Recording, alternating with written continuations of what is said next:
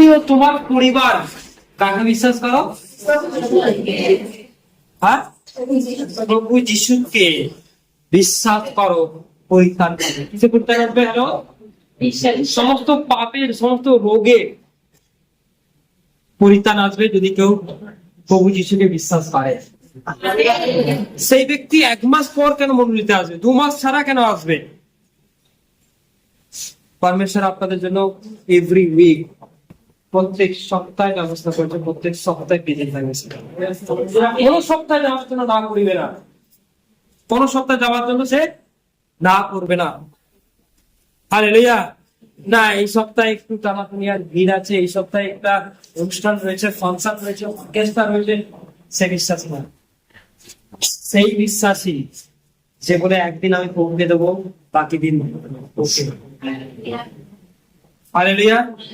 তাই every week চার্চে আসুন।